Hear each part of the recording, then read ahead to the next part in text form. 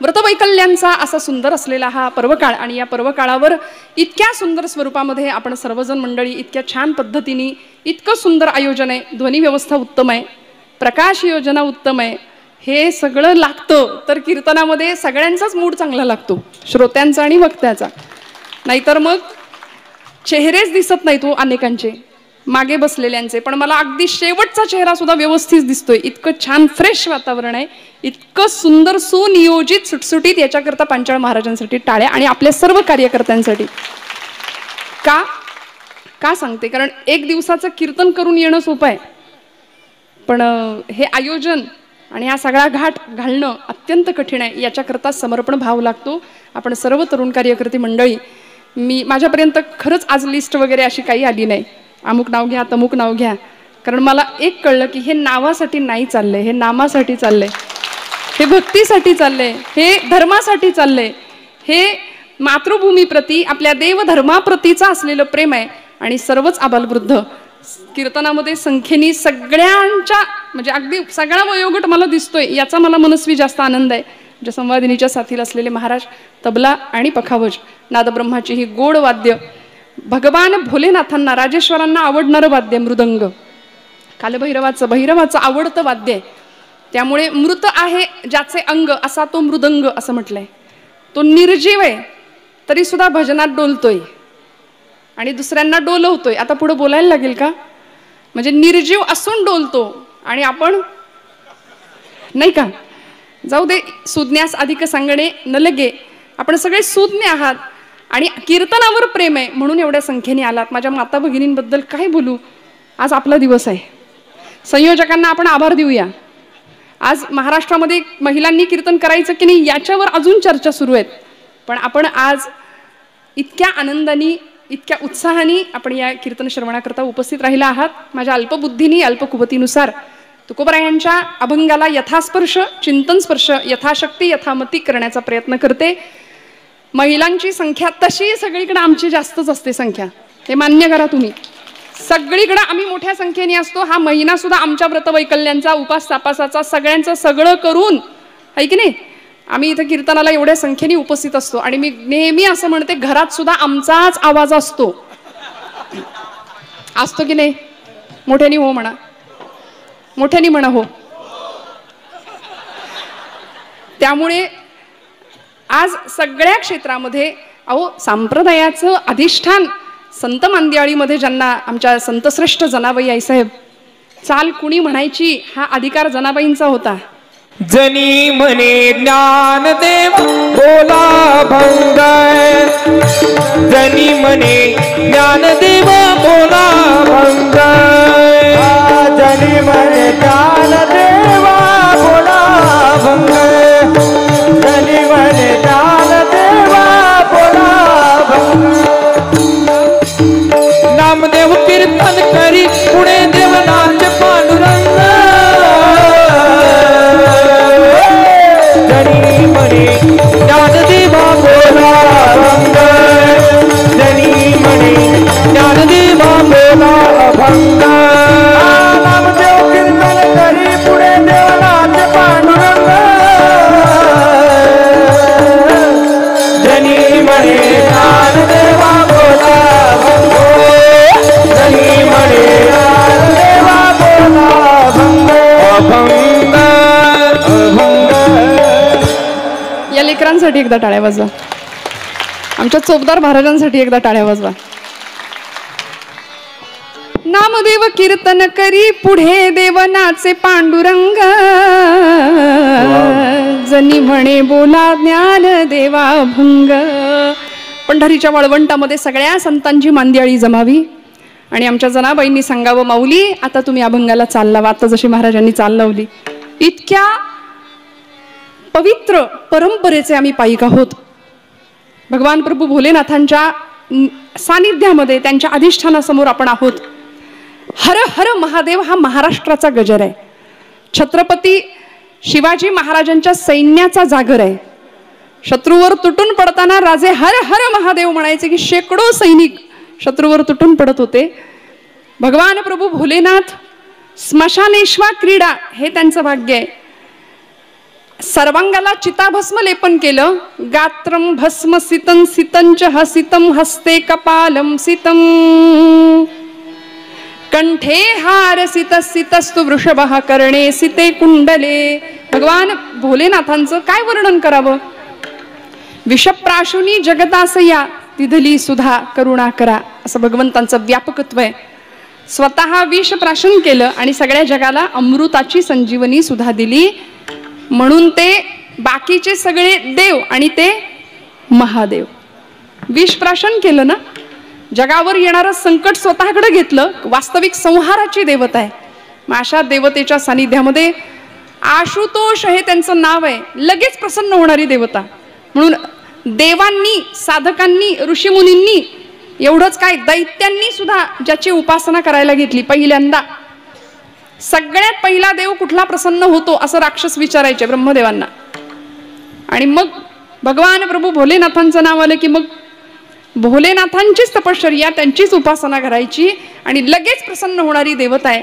श्रावणाच्या या पर्व काळावर या भगवंताच्या चरणकमळावरती आपलं हे 5वं पुष्प आपण समर्पित करूया. सगळे जागे आहेत असं गृहीत धरून मी कीर्तन करणार आहे. आपल्या सगळ्यांचे चेहरे इतके छान टवटवीत फ्रेश दिसत आहेत. हा, कारण तुम्ही आम्ही खेळीमेळी गदारोळी आनंदे हा नादच असा आहे, हे वेडच असं आहे आणि हा छंद असा आहे की जो जीवनाचं परमकल्याण आणि जीवन उत्थानाकडे नेणारा आहे. ज्या संतांच्यामुळे आम्ही आज या वाटेवर आलो, मार्ग दावुनी गेले आधी दयानिधी ते संत, त्यांनी दाखवलेल्या मार्गावर आम्ही चालतोय म्हणून आज आपण इथं आहोत. नाहीतर मग चला म्हणून सुद्धा न येणारी माणसं आहेत या मार्गामध्ये. बघू रिटायरमेंट झाल्यावर, आता कुठे येता. हा, आता अगदीच उठलेलं बसवत नाही, बसलेलं उठवत नाही, अशा वेळी इकडे येऊ.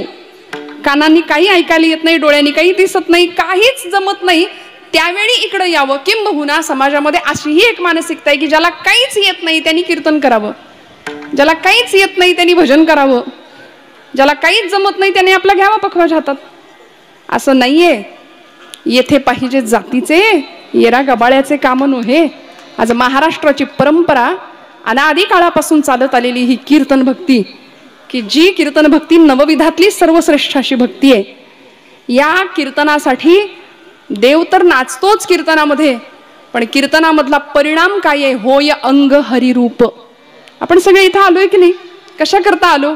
जेणे करोनी मूर्ती ठसावी अंतरी श्रीहरीची, ऐसी कीर्तन मर्यादा संतांच्या घरची. भक्ती ज्ञाना विरहित गोष्टी इतरा न कराव्या, प्रेम भरे वैराग्याच्या युक्ती विवराव्या, प्रेम भरे वैराग्याच्या युक्ती विवराव्या, प्रेम भरे वैराग्याच्या युक्ती विवराव्या, प्रेम भरे वैराग्याच्या युक्ती विवराव्या. सगुण चरित्रे परम पवित्रे सादर वर्णावी, ऐसी कीर्तन मर्यादा हो संतांच्या घरची, ऐसी कीर्तन मर्यादा हो संतांच्या घरची, ऐसी कीर्तन मर्यादा हो संतांच्या घरची, ऐसी कीर्तन मर्यादा हो संतांच्या घरची.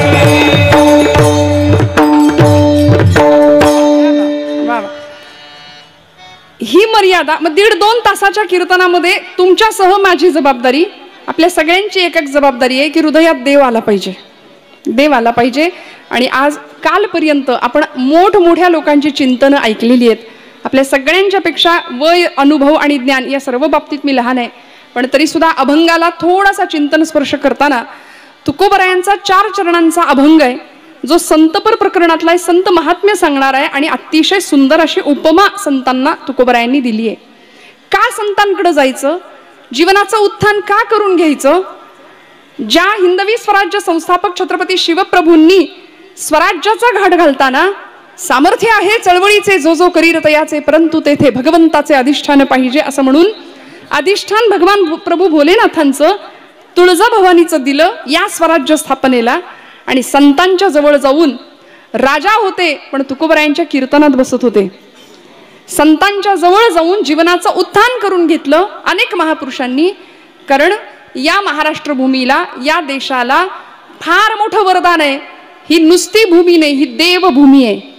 इथं देवांनी अवतार घेतलेच आणि देवच संत रूपाने प्रत्येक जातीत, प्रत्येक कुळात अवतीर्ण झाले. देवते संत, देवते संत, निमित्त त्या प्रतिमा. मग संतांकडे गेल्यानंतर मिळवायचं काय? आपल्याला काय मिळवायचं याचा विचार आपण कधी केलाय का? जरा करूया बरं. काय मिळवायचंय आपल्याला? काय मिळवायचंय? इथं येऊन मला मिळवायचं काय? मी एक प्रश्न आपल्याला सुरुवातीला विचारते. आपण सुखासाठी धडपडतोय की समृद्धीसाठी धडपडतोय? दोन्ही शब्दामध्ये फरक आहे. तो सूक्ष्म फरक मी आपल्याला सांगणार आहे. पण आपली सगळी धडपड ही सुखासाठी आहे की समृद्धीसाठी आहे? बघा, परत विचार करा. मागची मंडळी, आपण धडपडतो सुखासाठी की समृद्धीसाठी? संत म्हणाले, सुखा लागी करीशी धडपड, परी तू पंढरीशी जाय एक वेळ. पण मला असं वाटतं आपण सुख जे प्राप्त करण्याकरता धडपडतोय ना, ते सुख इथं मिळत नाही, म्हणून संतांनी तो पत्ता दिला, पंढरीशी जाय एक वेळ. आपण धडपडतोय समृद्धी करता, भौतिक समृद्धी, ऐहिक भौतिक सगळं आपल्याला मिळवायचंय आणि सगळ्यामध्ये वाढ व्हावी असं आपल्याला वाटतंय. व्हावी ना? बँक बॅलन्स वाढला पाहिजे की कमी झाला पाहिजे? वाढला पाहिजे. आमची गुंतवणूक वाढली पाहिजे. पहिला पै गाठी मारून पैसा सगळा सेव्हिंगला जातो. उष्ट्या हाताने कधी कावळा, जुनी माणसं म्हणायची, कावळा सुद्धा हाकलत नाही हा माणूस उष्ट्या हाताने. का नाही हो? देवाचा नाही, देशाचा नाही, समाजाचा नाही, कुठलाच विचार नाही, धर्माचा विचार नाही. सरकारने धोरणं राबवावीत, पाणी अडवा, पाणी जिरवा.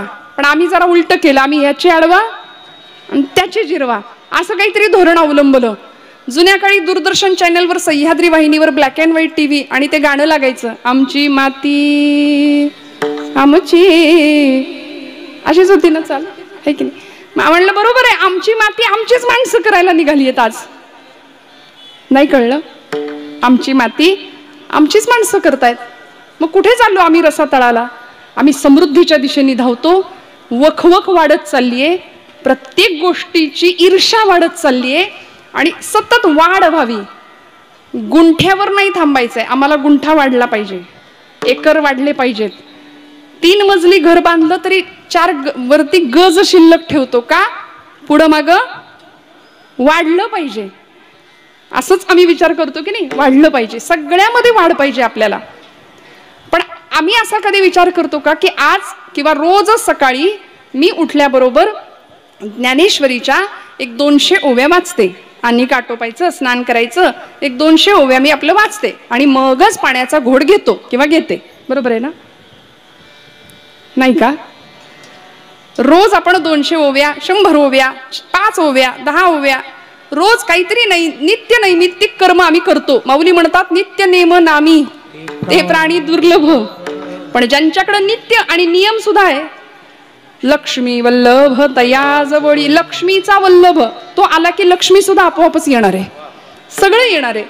पण नित्य नैमित्तिक कर्म करत असताना आपल्याला असं वाटतं का की आता मी 4 ओव्या किंवा 10 ओव्या जर वाचत असेल तर याच्यामध्ये मला वाढ केली पाहिजे. आपण जर हरिपाठ करत असू तर उद्यापासून अजून विष्णू सहस्रनामाचे जोड त्याला देऊ आणि आपली उपासना वाढवूया. संतांनी आम्हाला, समर्थ रामदास स्वामींनी आम्हाला सामर्थ्याची उपासना आणि उपासनेचं सामर्थ्य शिकवलं.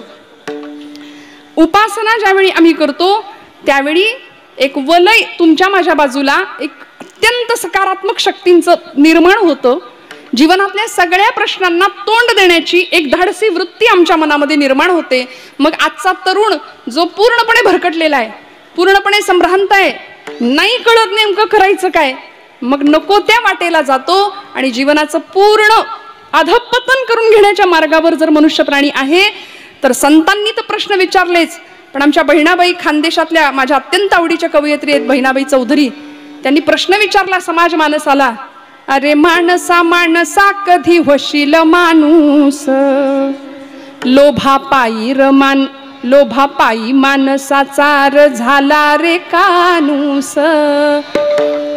माणसा माणसा तुझी नियत बेकार, अरे तुझ्या परीस बरं गोठ्यातलं जनावर.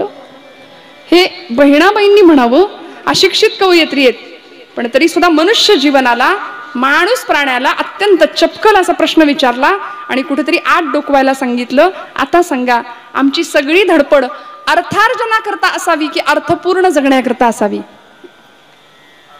अर्थपूर्ण जगण्याकडे आमचा कल नाहीये. मग संतांनी आम्हाला अर्थार्जन करू नका असं सांगितलं का? नाही सांगितलं. फाटका तुटका प्रपंच संतांना मान्यच नव्हता. म्हणून तर तुकोबराय म्हणाले जोडोन या धन उत्तम व्यवहारे. पण म्हणाले आम्ही पहिलंच वाक्य सिरियसली घेतो, त्याच्या पुढचं आम्हाला घेणं देणंच नाही. फक्त जोडोन या धन उत्तम व्यवहारे, त्याच्या पुढे काय उदास विचारे वेचकरी महाराज म्हणाले तिकडे आम्ही बघत नाही फारसं. मग जीवनाच्या खऱ्या सगळ्या प्रश्नांची उत्तरं मिळायची असतील आणि आम्हाला एक अत्यंत सुखी समाधानी स्वास्थ्यपूर्ण जीवन जर प्राप्त व्हायचं असेल, बघा लौकिकात आपण आलो, व्यवहारात आपण आलो, प्रत्येकाला भोग भोगायचे, प्रत्येकाला दुःख आहे, प्रत्येकाला संघर्ष आहे, संघर्षाशिवाय जीवनच नाही. सगळं अनुभवत असताना आम्ही आमच्या जीवनामध्ये न्यूट्रल बॅलन्स्ड समतोल राहू शकू का? सुखी संतोषान यावे, माऊलींची ओवी आहे, दुःखी विषादान भजावे आणि लाभालाभ न धरावे मना माझी. खूप सुख आलं आम्ही हुरळून जातो आणि खूप दुःख आलं की आम्ही तेवढेच खचून जातो. म्हणून जुनी लोक म्हणायची भिंतीवर एक वाक्य लिहून ठेवावं, हेही दिवस जातील. म्हणले सुखामध्ये हे वाक्य आम्हाला जाणीव देईल, खबरदार फार उड्या मारू नका, हेही दिवस जातील. आणि दुःख आलं की तेच वाक्य आम्हाला आधार देईल, काळजी करू नका, हेही दिवस जातील. मग ही जीवनाकडे बघण्याची एक समतोल दृष्टी, समदृष्टी ज्यांनी आम्हाला दिली, ज्यांची उपासना संतांनी केली, असा भगवंत सुद्धा उभा कसा आहे हो? कसा उभा आहे? तोची एक दाता दानशूर विटेवरी ज्याची समान समपाऊल ठेवून उभा आहे. जगाकडे समदृष्टीने पाहतोय, आम्हाला सुद्धा समतेची शिकवण देतोय आणि समदृष्टीने आम्हाला प्रत्येक गोष्टीला समचरण दृष्टी विटेवरी साजिरी. समचरण दृष्टी विटेवरी साजिरी. समचरण दृष्टी विटेवरी साजिरी. समचरण दृष्टी विटेवरी साजिरी. तेथे माझे हरी वृत्ती रव, तेथे माझी वृत्ती रव आणि कन लगे माईक आणि कन लगे माईक पदार्थ. तेथे माझे हारी वृत्ती रव, तेथे माझे हारी वृत्ती रव आणि कन लगे माईक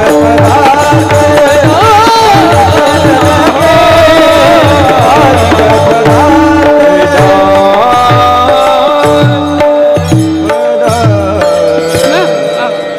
भगवंत समदृष्टी ठेवून विटेवर समचरण ठेवून उभा आहे. मग आम्हाला सुद्धा जीवनाकडे समत्वानी पाहता यावं आणि हा समतेचा ममतेचा दृष्टिकोन आम्हाला संतांनी दिलाय. म्हणून संतपर प्रकरण संतांनी लिहिली, संतांचं महात्म्य सांगितलं.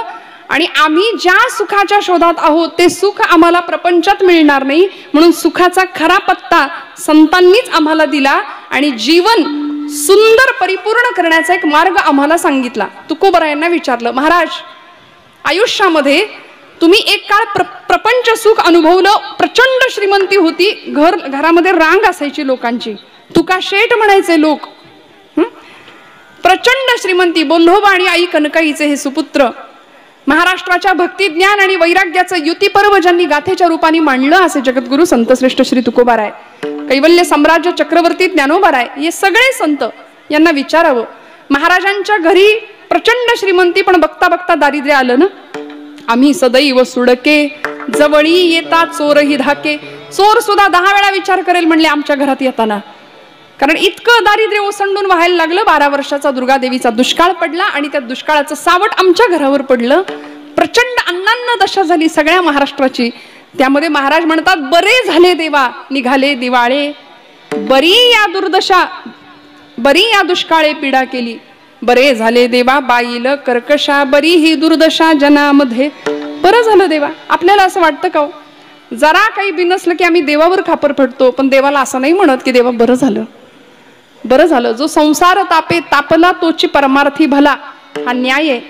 संसाराचे चटके सहन करायला मिळाले की तो इकडे येतो, असा तसा नाही येत. सगळं छान असताना मनुष्य इकडे येऊ इच्छित नाही. जरा कुठे बिघडलं की आमची पावलं धर्माकडे, देवाकडे, उपासनेकडे, भक्तीकडे वळतात. म्हणून मी नेहमी असं म्हणते, आम्ही भक्तीच्या प्रांतात फार लबाड माणसं आहे, फार लबाडी करतो आम्ही. संतांनी सांगितलं हेची दान देगा देवा. आम्ही थोडंसं काहीतरी करून म्हणू हेची दान देगा देवा, लाखभर रुपये पगार व्हावा. सध्या पॅकेजची भाषा आहे नाही का. मी कुठल्या क्षेत्राला नावं नाही ठेवत आहे, पण आम्ही ऐहिकातलं मागणं मागतो. पण संतांचं जीवन अत्यंत सुंदर अशा उदात्त तत्वज्ञानाने भरलेलं आहे, भारलेलं आहे. म्हणून आम्ही ज्या सुखासाठी धडपड करतो ते सुख संतांना मान्य नव्हतं, कारण ते सुख भासमान आहे, भ्रमयुक्त आहे आणि खोटं आहे हे त्यांना कळलं होतं. म्हणून महाराजांना विचारलं, महाराज तुम्ही सांगा ना, तुमचं सुख कुठं आहे, कशाने जीवन परिपूर्ण होईल. तुका म्हणे माझे हेची सर्व सुख, तुका म्हणे माझे हेची सर्व सुख, तुका म्हणे माझे हेची सर्व सुख, तुका म्हणे माझे हेची सर्व सुख, तुका म्हणे माझे हेची सर्व सुख, तुका म्हणे माझे हेची सर्व सुख, तुका म्हणे माझे हेची सर्व सुख, तुका म्हणे माझे हेची सर्व सुख. पाहिन श्रीमुख आवडीने, पाहिन श्रीमुख आवडीने, तुषार गळा कास पीतांबर, तुषार गळा कास पीतांबर, तुळसी हार गळा वास पीतांबर, तुळसी हार गळा वास पीतांबर,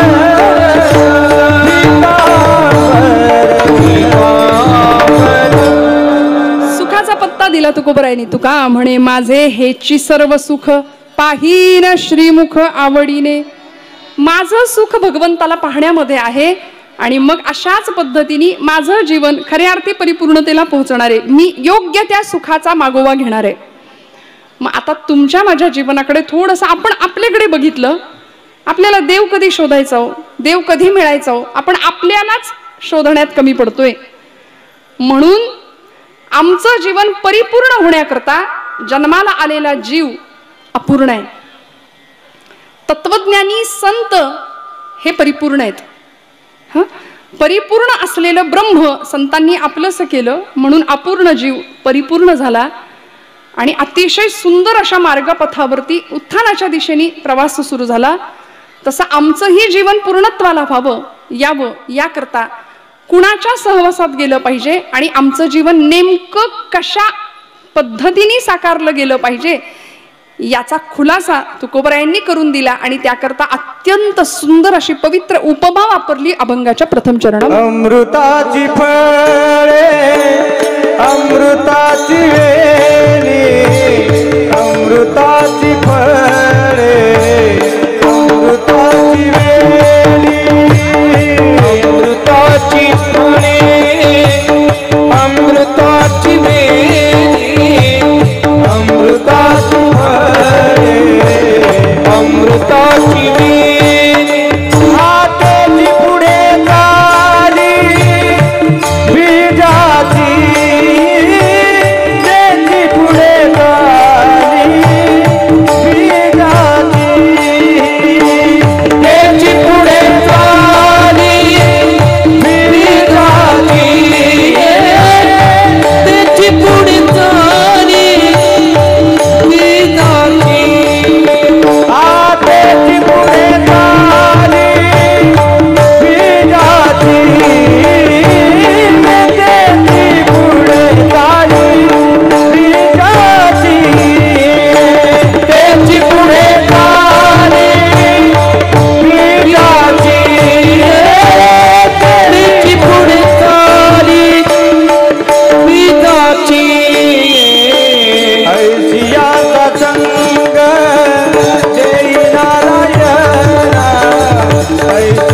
संग बाबा नारायण ऐसियांचा संग नारायण ऐसियांचा संग नारायण ऐसियांचा संग नारायण ऐसियांचा संग नारायण ऐसियांचा संग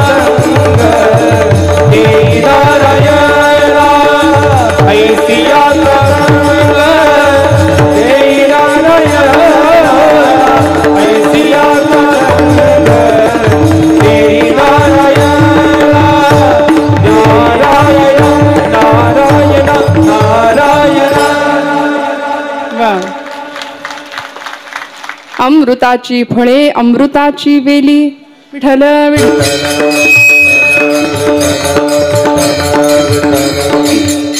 अमृताची फळे अमृताची वेली तेची पुढे चाली बीजाचीही ऐसियांचा संग देई नारायणा ओलावा वचना जयाची या.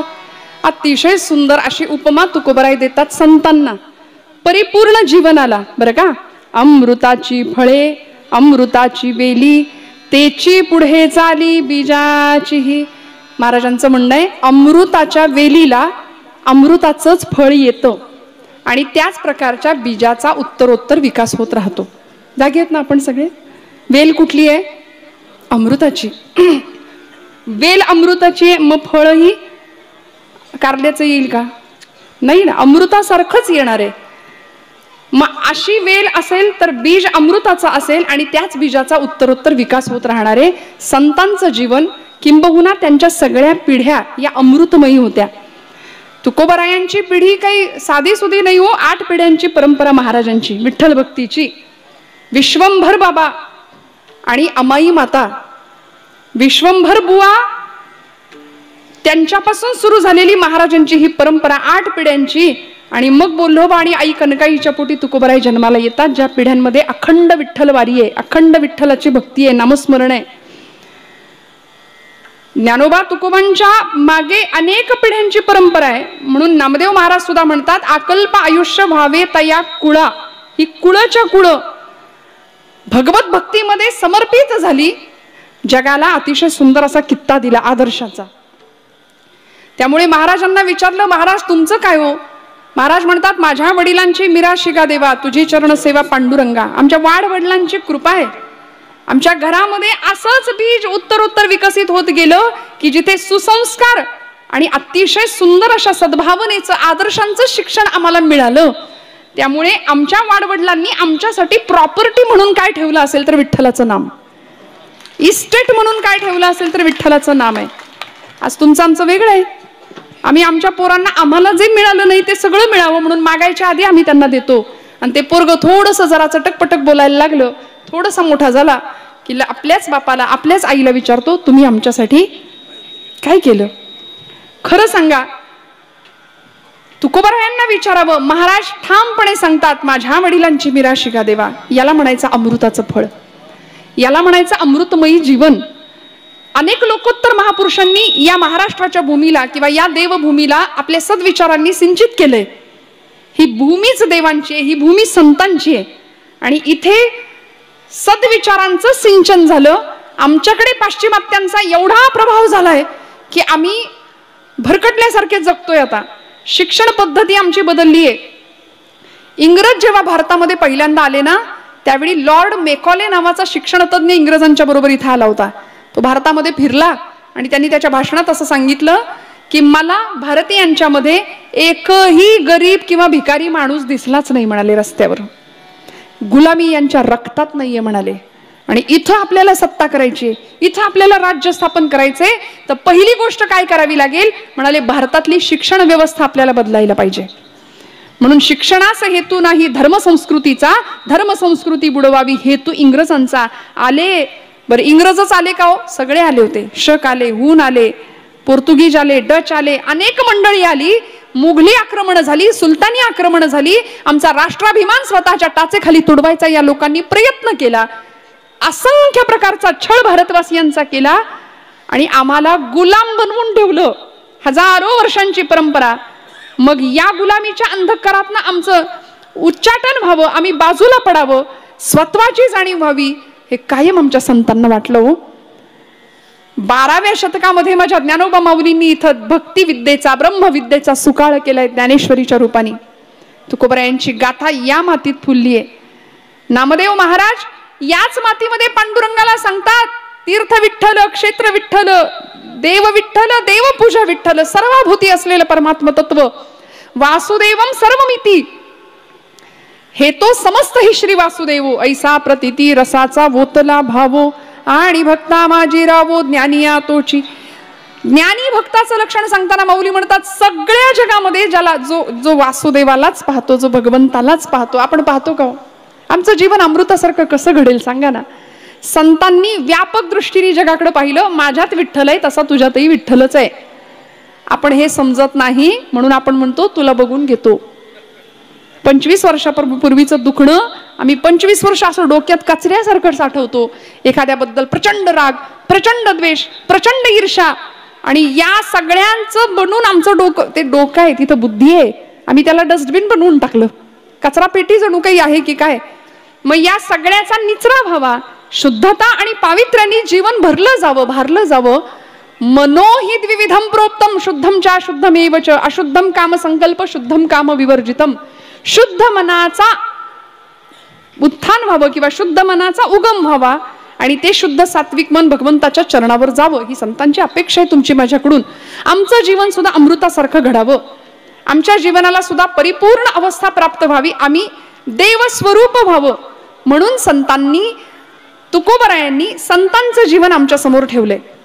आणि जीवन समोर ठेवत असताना बघा, आपण एखादा माणूस कसा आहे हे सांगत असताना त्याला एखादी उपमा देतो. उपमा म्हणजे माहितीये ना, उपमा खायचा नाही, मराठी भाषेतला व्याकरणशास्त्रातला एक अलंकार आहे उपमा. का उपमा द्यायची? एखादा माणूस कसा आहे हे सांगताना आपण एखाद्या वस्तूची, एखाद्या गोष्टीची उपमा त्याला देतो. संत कसे आहेत हे सांगताना तुकोबरायांनी उपमा वापरली पहिल्या चरणामध्ये, अमृत. संत अमृतासारखे आहेत. म्हणाले चंद्राची उपमा देता आली असती, पण नाही दिली, चंद्राला डाग आहे म्हणाले. सूर्याची उपमा देता आली असती, पण सूर्य ताप देतो. कल्पतरूची उपमा देता आली असती, कल्पवृक्षाची उपमा देता आली असती, पण इच्छित मनोकामना इच्छा केली तर कल्पवृक्ष पूर्ण करतो. पण संत काय करतात माहितीये का? पाप ताप दैन्य जाई उठा उठी, पाप ताप दैन्य जाई उठा उठी, पाप ताप दैन्य जाई उठा उठी, पाप ताप दैन्य जाई उठा, जाहलिया भेटी, जाहलिया भेटी हरिदासा, जाहलिया भेटी हरिदासा. पाप, ताप आणि दैन्य या तीनही गोष्टी फक्त संत दर्शनाने निघून जातात. म्हणून संतांना अमृत अशी उपमा दिली, जे सर्वोच्च, सुप्रीम क्वालिटी ज्याला म्हणायचं, सर्वोच्च, सगळ्यात सुंदर काय असतं, ज्याच्यासाठी याच भोलेनाथांनी, अतिशय सुंदर असा याच भोलेनाथांच्या साक्षीने प्रसंग घडला. समुद्र मंथन झालं देवदैत्यांचं, मंदराचल पर्वताचं रवी केला, वासुकी सर्पाची दोरी केली, आणि भगवंतांना आणि देवांचं आणि दैत्यांचं समुद्र मंथन झालं. त्याच्यातून अनेक रत्न बाहेर आली, 14 रत्न या समुद्र मंथनातून बाहेर आली. लक्ष्मी कौस्तुभ पारिजात कसुरा, मी म्हणणार नाही, काळजी करू नका, लगेच अगदी सगळ्यांना आपलं आपलं आठवलं असेल नाही का. 14 म्हणजे मी आपण आता अभ्यासपूर्ण पद्धतीने जर बघायचं झालं तर आपल्याला ही 14 रत्न कुठे मिळतात, तर म्हणे मंगलाष्टकात ऐकायला मिळतात. ही सगळी समुद्र मंथनातनं 14च्या 14 रत्न बाहेर पडली. त्याच्यामध्ये हलाहल असं विष नाही का, जहरी विष बाहेर पडलं. ते भगवान भोलेनाथांनी प्राशन केलं, आपण ऐकलं, आणि त्यातून अमृत बाहेर पडलं. त्या अमृताला प्राप्त करण्याकरता सगळ्यांच्या मध्ये भांडणं, देवदैत्यांच्या मध्ये, आणि मग भगवंतांना मोहिनी अवतार घ्यावा लागला या प्रसंगामध्ये. मग ते अमृत देवांनाच प्रदान व्हावं, देवांनाच प्राप्त व्हावं, याकरता किती मोठा सगळा घाट घालावा लागला. मग हे अमृत दुर्लभ आहे, हे अमृत दुर्मिळ आहे, पण संतांकडे बघावं, अमृताचा साठा आहे जीवनामध्ये. संतांच्या सहवासात गेलो आपलं जीवन अमृतासारखं पवित्र होणारे, मधुर होणारे, मांगल्यमय होणारे. म्हणून म्हणाले अमृताची फळे अमृताची वेली, तेची पुढे चाली बीजाचीही. अमृतासारखं जीवन जेव्हा असतं त्यावेळी निर्माण होणाऱ्या पुढच्या पिढ्या सुद्धा अमृत प्रदानच अमृतमयच असतात. या देशामध्ये असा एक संन्यासी होऊन गेला, योद्धा संन्यासी असं त्यांना म्हटलं जातं. योद्धा कधी संन्यासी नसतो आणि संन्यासी कधी योद्धा नसतो. पण असं एकच अलौकिक विभूतिमत्व होतं की जे योद्धाही ठरले आणि जे संन्यासीही ठरले. हिंदू धर्माचं तत्वज्ञान जगाच्या पातळीवर जाऊन अमेरिकेतल्या शिकागो धर्म परिषदेमध्ये अमेरिकेतल्या माझ्या धर्म बंधू आणि भगिनींनो असं म्हणून विश्वबंधुत्वाचं नातं सगळ्या जगाला सांगणारे लहानपणीचे नरेंद्र आणि मोठेपणीचे स्वामी विवेकानंद. काय असते अमृताची वेल, काय असतं अमृताचं फळ. घराघरातल्या एखाद्या मातेनी कित्ता घ्यावा या आदर्श मातांचा. भुवनेश्वरी माता असं आईचं नाव होतं. 5 वर्षाचे होते नरेंद्र आणि 5व्या वर्षी नरेंद्राच्या वाढदिवसाचा दिवस होता. आता आपल्याकडेही वाढदिवस करतात नाही असं नाही, आमचं जीवन अमृतासारखं आहे, त्याच्याही पेक्षा छान आहे. आम्ही वाढदिवस करतो. परवा एका ठिकाणी वाढदिवस करताना पाहिला छत्रपती महाराजांचा, शिवाजी महाराजांचा पुतळा, त्याच्यासमोर एक 15-20 गाड्या, बाईक, 2 व्हीलर आणि मोठा केक आणला होता. तलवार आणली होती केक कापायला, नाही का. छत्रपतींनी ही तलवार हातात घेतली, भवानीचं अधिष्ठान त्या तलवारीला दिलं. शत्रूची मुंडकी उडवण्याकरता जी तलवार वापरली, गुलामीचा अंधकार दूर करण्याकरता जी तलवार वापरली, त्यांनी आमची पिढी आता केक कापायला लागली. मग आम्ही खरंच आमचं अधपतन आहे की खरंच ऊर्ध्वगामिनी वाटचाल आहे याचा विचार करायला लागेल. आम्ही छत्रपतींच्या महाराष्ट्रात राहतो, आम्हीही वाढदिवस करतो, पण आमच्याकडचे वाढदिवस कसे असतात मी सांगत नाही, जाऊ दे, आता सगळ्यांना सगळं माहिती आहे. पण या नरेंद्राच्या वाढदिवसा दिवशी भुवनेश्वरी मातेनी ओवाळायला घेतलं, औक्षण करायला घेतलं, घरी गोडधोड बनवलं, मस्तपैकी सगळे मित्रमंडळी जमले आणि त्या मित्रमंडळींनी आपापसात चर्चा केली. ए मोठेपणी तू कोण होणार रे? दुसऱ्यांनी विचारलं, ए तू कोण होणार रे? म्हणलं माझे वडील डॉक्टर आहेत, मी डॉक्टर होणार. माझे वडील इंजिनियर आहेत, मी इंजिनियर होणार. माझे वडील शिक्षक आहेत, मी शिक्षक होणार. असं सगळी चर्चा चालू असताना या पठ्ठ्यावर पाळी आली आणि याला विचारलं, तू मोठेपणी कोण होणार रे? तू मोठेपणी कोण होणार? त्यावेळी या पठ्ठ्याने नेमकं असं उत्तर दिलं, मी मोठेपणी घोडा चालवणारा टांगेवाला होणार आहे. उत्तर होतं, मी मोठेपणी घोडा चालवणारा टांगेवाला होणार आहे. आणि उत्तरेकडचा एक शब्द आहे, त्याला कोचमन असं म्हणतात. कोचमन, टांगा जो हाकतो ना, आणि त्या टांग्याचा तिकडचा शब्द आहे बग्गी. बग्गी म्हणतात, कारण त्याच्यामध्ये जो घोडा हाकणारा माणूस आहे तो असा उंचावर असतो आणि मागे पाहुणा जो कोण बसणार आहे तो खाली असतो उंचीने. या 5 वर्षाच्या नरेंद्रांनी आपल्या वडिलांना पाहिलं होतं कोर्टात जाताना सुटाबुटात जातात. तो इंग्रजांचा पोशाख असल्यामुळे तो आवडत नव्हता, पण ज्या घोड्याच्या गाडीत बसून जात होता तो गाडीवाला जो होता ना, त्याचा पोशाख लालबुंद, त्याचा सुरवार, त्याचा झब्बा सुरवार, त्याचा लालबुंद फेटा, लांब मिशा त्याच्या, आणि त्याला बघून नरेंद्राला वाटायचं मला कोच बनवायचंय. वडिलांना सांगितलं मी मोठा झाल्यावर घोडा चालवणारा टांगेवाला होणार आहे. आता इथे आपल्यातला एखादा वडील बाप असता तर त्यांनी काय केलं असतं? कानपाटात खाल्ली असती त्या पोरांनी. म्हणाले असते तुझा बाप वकील आहे आणि तू टांगेवाला होणार, काहीच वाटत नाही तुला. पण मायबाप काय असतात, अमृताची वेल काय असते बघा. भुवनेश्वरी माता सांगते, बाळा तुला टांगेवाला व्हायचंय ना? हो, माझी काही हरकत नाही. पण घरामध्ये मोठा एक फोटो होता, चित्र होतं. कुरुक्षेत्रावर भगवान गोपालकृष्ण अर्जुनाच्या रथाचं सारथ्य करणारे, आणि ते चित्र नरेंद्राला 5व्या वर्षी दाखवलं. आणि भुवनेश्वरी माता म्हणतात, बाळा मोठेपणी मी, बाबा मोठेपणी मी ऐटीत बसूनीच बग्गी हाकणार, हरकत नाही बाळा अर्जुन रथीचा तू कृष्ण होणार. तू काय कर, तुला टांगेवाला व्हायचंय ना? हो, पण तुझ्या घोड्याच्या गाडीमध्ये फक्त अर्जुनाला बसव, अर्जुनाचं सारथ्य करणारा गोपाळ कृष्ण हो माझ्या राजा. इतकं सुंदर जीवन तत्वज्ञान आणि सोपं एक माता आपल्या लेकराला देऊ शकते आणि अमृतासारखं जीवन घडवू शकते. विठ्ठलपंत आणि आई रुक्मिणीच्या पोटी ही 4 लेकरं जन्माला आली ना, ही अमृताची वेल होती. म्हणून अमृताची फळं या घरात जन्माला आली. अमृतासारखं जीवन झालं. अमृताची संजीवनी या महाराष्ट्रामध्ये उतू गेली. ज्या दिवशी पैठणच्या ब्रह्मवृंदांनी निर्णय दिला होता सगळ्यांना की लेकरांना जर संन्याशाची पोरं म्हणून विटंबना नको असेल, जीवन चांगलं जगायला हवं असेल, तर आई बापाला देहांत प्रायश्चित्त घ्यावं लागेल. विठ्ठलपंत आणि आई रुक्मिणी ब्रह्मवृंदांच्या समोर हात जोडतात आणि सांगतात, भूदेव आपला निर्णय आम्हाला मान्य आहे. देहांत प्रायश्चित्ताची तयारी केली. आपल्या 4ही लेकरांचा निरोप घेतला. झोपलेल्या अवस्थेमध्ये मातेचं मन पुढे जात नव्हतं, पाऊल पुढे जात नव्हतं. एकीकडे पतिधर्म होता आणि एकीकडे वात्सल्य ओसंडून वाहत होतं.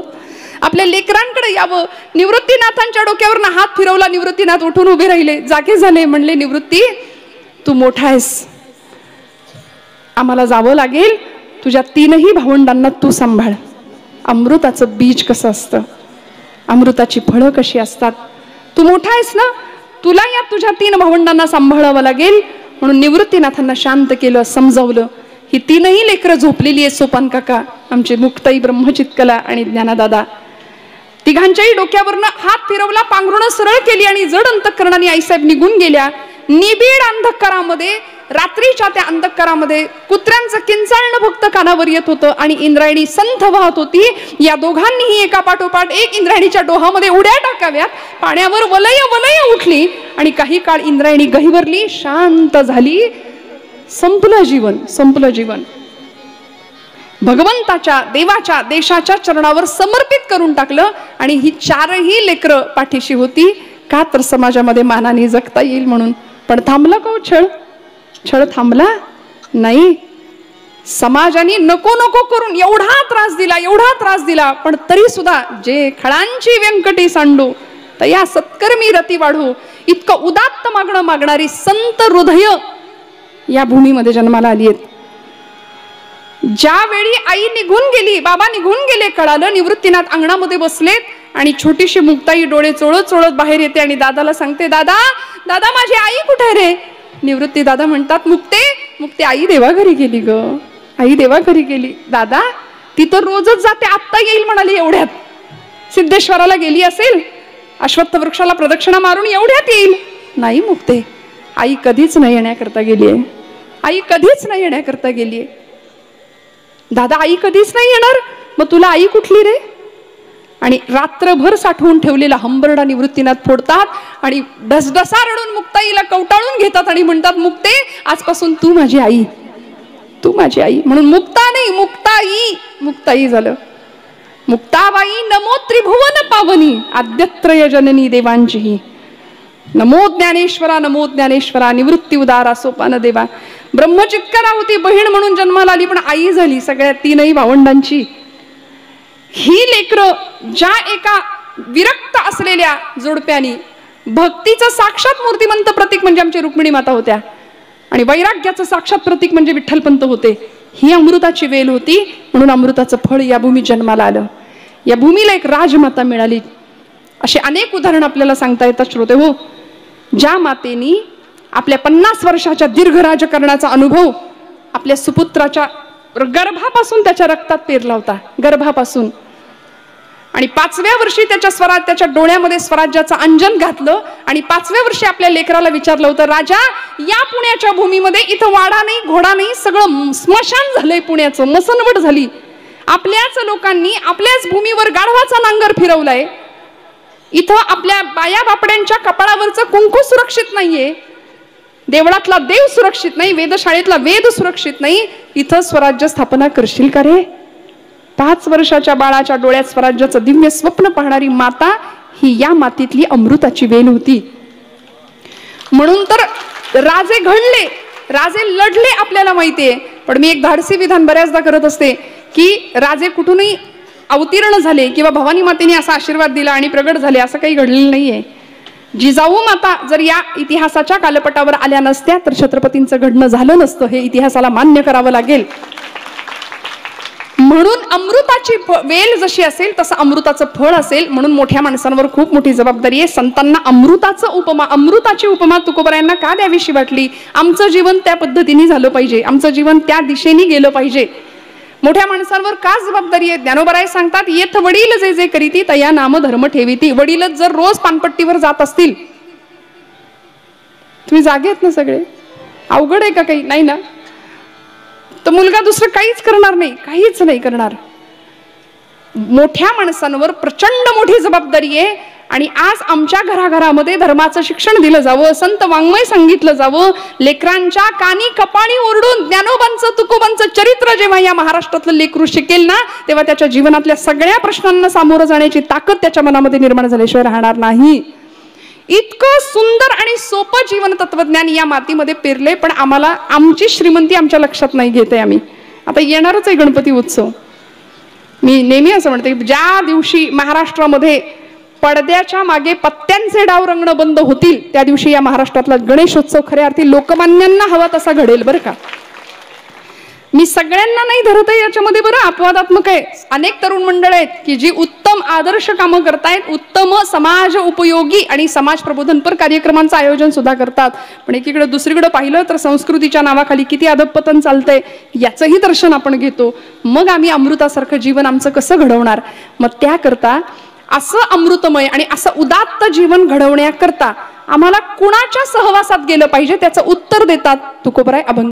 ऐशियांचा संग दे नारायणा, ऐशियांचा संग दे नारायणा, ऐशियांचा संग दे नारायणा, ऐशियांचा संग दे नारायणा, ऐशियांचा संग दे नारायणा, ऐशियांचा संग दे नारायणा, बोलावा वचन जयाची बोलावा वचन, बोलावा वचन जयाची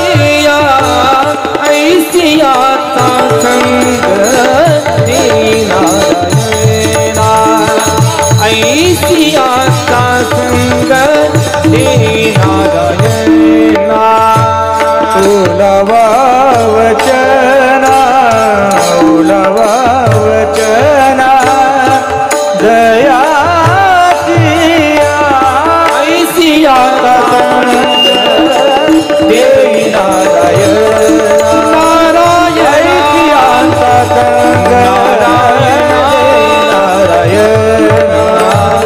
ऐशियाचा संग दे नारायण, दे नारायण. वा वा, टाळ्या वाजवा जोरदार. ऐशियांचा संग देई नारायणा, ओलावा वचना जयाची या. सोपं सांगितलं. कुणाच्या संघात जायचं, कुणाच्या सहवासात जायचं.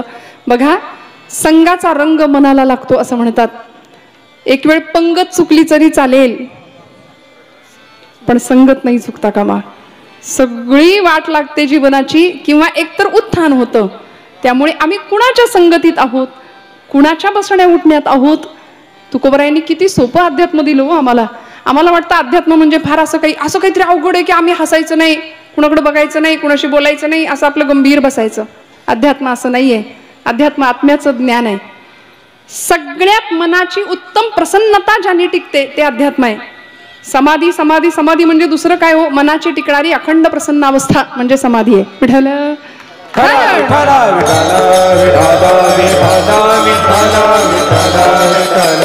मग आता जमलं ना आम्हाला, प्रसन्न राहता येईल ना.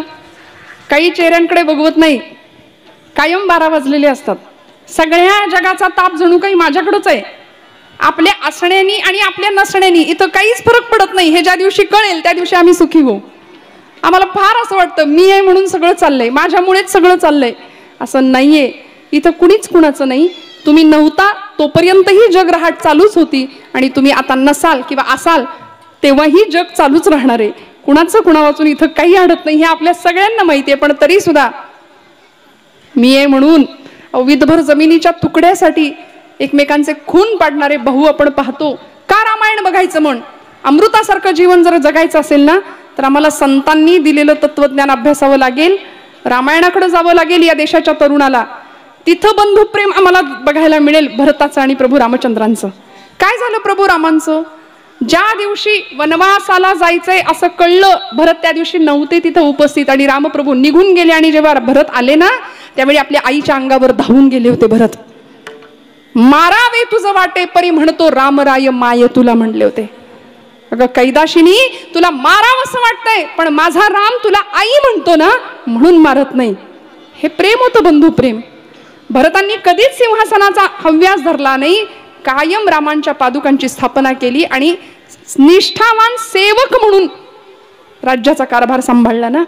हे बंधू प्रेम जमायचं असेल तर हृदयात ओलावा निर्माण व्हावा लागेल आणि तो ओलावा निर्माण होण्याकरता संतांकडे जावं लागेल. कारण संत कसे मऊ मृदू सबाह्य नवनीत, जैसे सज्जनांचे चित्त. लोण्यापेक्षा सुद्धा मऊ आहेत संतांचं हृदय. बोलायला लागले तर अमृत पाझरतं, साच आणि मवाळ. माझे ज्ञानोबा माऊली बोलायला लागली. ज्ञानेश्वरीची संजीवनी आम्ही पाहिली. काय आहे शब्द? मी तुले आणि रसाळ शब्द जैसे कल्लोळ अमृताचे. आई म्हटलं ना, आई म्हटलं का? तितकी हृदयामध्ये ओल आहे. आता तुकोबराय म्हणतात, ऐसी यांचा संग देई नारायणा ओलावा वचना जयाची. ज्यांच्या शब्दाला ओल आहे, ओल. तुम्ही म्हणाल ओलं कसं बोलायचं, शब्द कसे भिजवायचे? भिजवता येतात का शब्द? नाही. पण एखाद्याच्या हृदयाला जखम करणार नाही असा तर शब्द आम्ही बोलू शकतो. शब्द संभल के बोलिये, शब्द के हात ना पाव. एक शब्द हे औषधी, तो दुसरा शब्द हे घाव. असं आहे.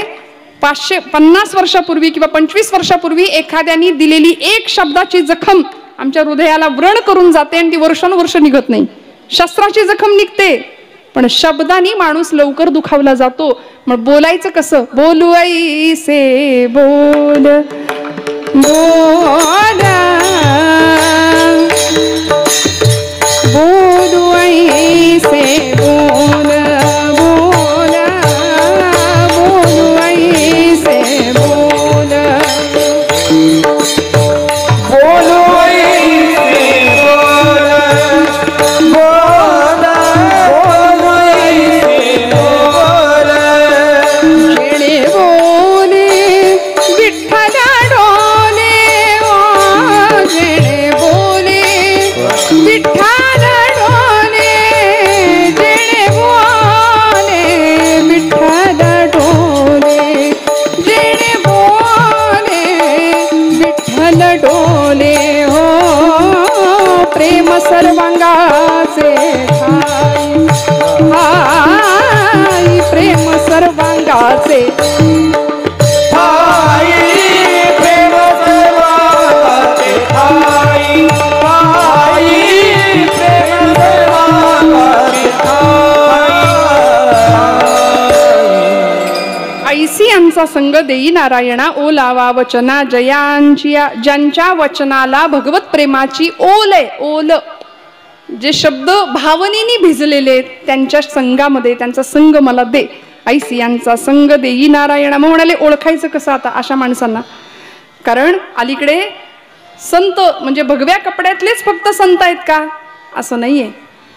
संतत्वाचं हृदय असणारी बरीच माणसं आजूबाजूला आहेत, पण म्हणाले ओळखता आलं पाहिजे म्हणून क्रायटेरिया दिला. गर्वन्नो द्वहते न निंदती परान्नो भाषते निष्ठुरम, उक्तंकेन चिदः प्रियंच सहते क्रोधंच नालंबते, श्रुत्वा काव्यमलक्षणं परकृतं संतिष्ठते मूकवत्, दोषांछादयते स्वयं न कुरुते एतत् सतां लक्षणं. लक्षणं दिली संतांची. म्हणले ओळखायचं कसं त्यांना? गर्वन्नोद्वहते, गर्व कधीच करत नाहीत. न निंदती परान, दुसऱ्याची निंदा ज्याच्या चित्ताला सुद्धा शिवत नाही. नाही तर आपण 4 बायका एकत्र जमलो असं म्हणतात, सगळ्या राजेगावचं वर्तमानपत्र तिथं मिळतं. याचं काय झालं, तिचं काय झालं, ती तशीच तुला म्हणून सांगते. कशा करतो हे सगळं करून आपल्याला काय मिळतं खरं सांगा? पण आपण असं कधी बोलतो का? आज किती ग ओव्या वाचल्या तू ज्ञानेश्वरीच्या? आज हरिपाठ केलास का ग? आज किती जप झाला तुझा? आम्ही हे नाही करत, आम्ही हे नाही करत. मग संतांना आम्हाला सांगावं लागलं. म्हणाले अशा सत्संगात जा, अशा संघात जा की जिथे ओल असेल, जिथल्या वचनांना ओल असेल, जिथं भगवत प्रेम ओसंडून वाहत असेल. मग आता कुठं जायचं? आता संतांकडे जायचं.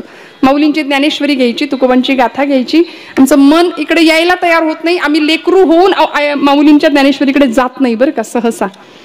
मग लहानपण स्वतःकडे घ्यावं आणि जावं. किती ओल आहे, किती प्रेम आहे. संघाचा परिणाम काय होतो श्रोते हो?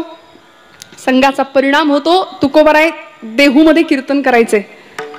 येडा तुक्या म्हणून लोक त्यांच्याकडे पाहत होते आधी, पण ज्या दिवशी छत्रपती सुद्धा कीर्तनाला बसतायत, किंबहुना तुकोबांचा अधिकार जगाला कळतो ना, त्या दिवशी सगळ्या पंचक्रोशीत तुकोबांची कीर्तनं रंगायला लागली, बोलवणी यायला लागली. आणि लोहगावला तुकोबारायांचं कीर्तन. देहू ते लोहगाव अंतर आपल्याला माहितीये, ते चालत तुकोबाराय कीर्तनाला जायचे पूर्वीचा काळ. लोहगावात जाऊन कीर्तन छान. त्या दिवशी कीर्तन होतं शिवबा कासारांच्या घरी. महाराजांच्या 14 टाळकऱ्यांपैकी एक टाळकरी होते. शिवबा कासारांच्या घरी वाड्यामध्ये तुकोबारायांचं कीर्तन रंगलं. हा रंग कीर्तनाला, ज्या कीर्तनात साक्षात पांडुरंग येत होता ते कीर्तन काय गोड असेल, काय गोड असेल. आमच्या कीर्तनात त्या नावाची एक व्यक्ती बसली तरी आम्ही भाग्य समजतो आमचं. किती गोड असेल तुकोबारायांचं कीर्तन. पांडुरंग कीर्तनात येत होता. कीर्तन झाल्यावर कडकडून, आणि 1.5-2 तासाचं नाही हो, पोट भरून मन भरून 5-5 तास कीर्तन. आपल्याला जमतं का एवढं? नाही ना. 5 तास कोण बसणार कीर्तनाला? मन भरून कीर्तन करावं. त्या दिवशी इतकं सुंदर कीर्तन झालं तुकोबारायांचं. आणि कीर्तन संपलं. आता शिवबा कासार महाराजांना म्हणतायत, महाराज इथं राहा, आजचा दिवस मुक्काम करा आणि उद्या सकाळी उजाडलं की निघून जा देहूला. नाही म्हणले, आवली आहे घरी. आणि आवली म्हणजे काय प्रकरण होतं जिजाई मातांचं. जिजाई आई साहेब, या महाराष्ट्राला 2 जिजाई अशा मिळाल्या की जिनी एक पांडुरंगाचा भक्त तुकोबारायांना सांभाळलं, आणि जी जिजाई आपण मगाशी ऐकलं तिने एक शककर्ता राजा महाराष्ट्राला दिला. अशा 2 जिजाई या महाराष्ट्राचं संचित आहे, खूप मोठं संचित आहे. म्हणून भगवंतांनी सुद्धा जिजाई माऊलीची काळजी जास्त घेतली. का? तू माझ्या तुकोबारायांना सांभाळते ना, म्हणून जिजाई आई साहेबांचा काटा काढला भगवंतांनी. किती दुःख दूर करावं, किती सांभाळावं. तुकोबाराय म्हणले, नको, आवली घरी वाट बघत असेल, मला गेलं पाहिजे. म्हणून महाराज निघाले. आणि अर्ध्या रात्री लोहगावातनं देहूकडे जात असताना वाटेमध्ये रात्रीच्या प्रहराला एक 15 माणसांचं टोळकं तुकोबारायांच्या समोरनं चालत आलं. आणि महाराजांच्या समोर आले, आपापसात चर्चा केली. म्हणले, अरे आपल्यापैकी एक जण कमी आहे म्हणाले, यांना घेऊया का? आता ते कोण होते सांगायला पाहिजे का? आपल्यापैकी एक जण कमी आहे, तुकोबारायांना आपल्याला घेतलं पाहिजे सोबत. म्हणले, तुकोबा येताय का? चोर होते सगळे, लुटारू होते. महाराज येताय का आमच्या सोबत? संत प्रतिक्रिया देत नाही, शांत. येतो म्हणाले, कुठे सुद्धा नाही विचारलं. परत मोर्चा वळवला शिवबा कासारांच्या घरी. आणि शिवबा कासारांच्या वाड्याचं दार तुकोबारायांनी या चोरांना उघडून दिलं. सगळे आतमध्ये गेले. घरातलं जे जे मौल्यवान सामान होतं ते सगळं काढायला सुरुवात केली. तुकोबाराय मदत करतायत. सगळं दिलं. आणि बघता बघता त्याच्यात 2 तास गेले. पहाटेचे 4 वाजले. पहाटेचे 4 वाजल्याबरोबर तुकोबारायांची वेळ, खऱ्या साधकाची वेळ काय असते? आपली पहाट कधी होते? आपण सगळे सूर्यवंशी आहे. आमच्या नवीन पिढीला तर आता सूर्योदय कधी बघायलाच मिळत नाही, माहिती पण नाही, नाही का? पण तुकोबारायांची पहाट आणि तो पहाटेचा काकडा, हातामध्ये एक काशाची थाळी आली होती आणि एक लाटणं आलं होतं. सुरू झाले तिथेच, उठा जागे व्हारे आता, स्वर्ण करा पंढरीनाथा, भावे चरणी ठेवा माथा, कवी व्यथा जन्माच्या.